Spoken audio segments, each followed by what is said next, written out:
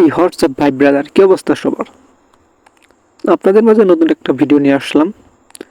আর আজকে আমরা যাব হচ্ছে গুদুলি পার্ক। আর গুদুলি পার্ক কিভাবে যাবেন মোমিন খাঁ থেকে অথবা ফরিদপুর থেকে, সো সম্পূর্ণ লোকেশনটা আজকের ভিডিওতে থাকবে। আর কিছু কিছু বিস্তারিত থাকবে যে কিভাবে আপনারা টিকিট কাটবেন বা দেখার মতো কি কি আছে সেগুলোই আজকে এই ভিডিওতে দেখানো হবে। চলুন, আপনারা মোমিনখার হাট থেকে গাড়িতে যাইতে পারবেন গুদুলি বাজার। আপনাদের কাছ থেকে 30 টাকা ভাড়া নেবে।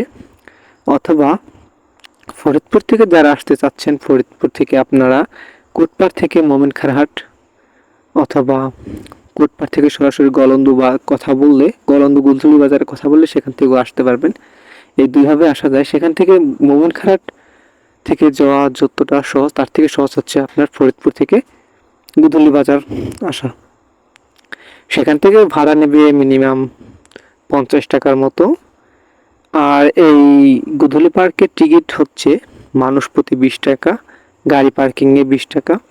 যদিও এর আগে কোনো এরকম টিকিট কাউন্টার ছিল না, এই জমজমাট বাই পপুলার হওয়ার পর থেকে এই টিকিটটা চালু হয়েছে। চলুন আমরা এর ভিতরে যাই এবং দেখি। ফাইনালি আমরা গুদুলি পৌঁছে গেলাম।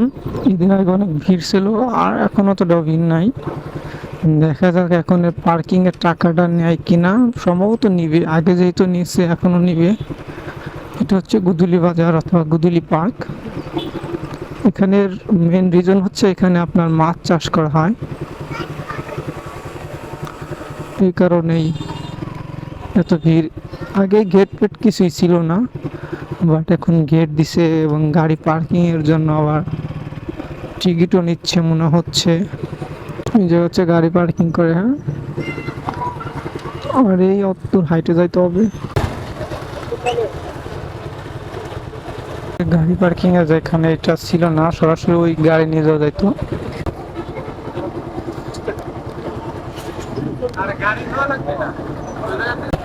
20 টাকা করে সম্ভবত।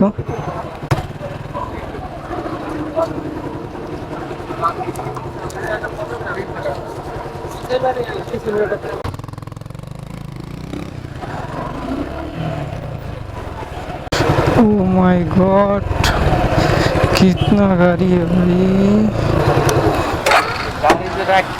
গাড়ির তো কোনো নাম্বার নাই, কোনো কিছুই নেই। আজ এর আগে এগুলো কিছুই ছিল না।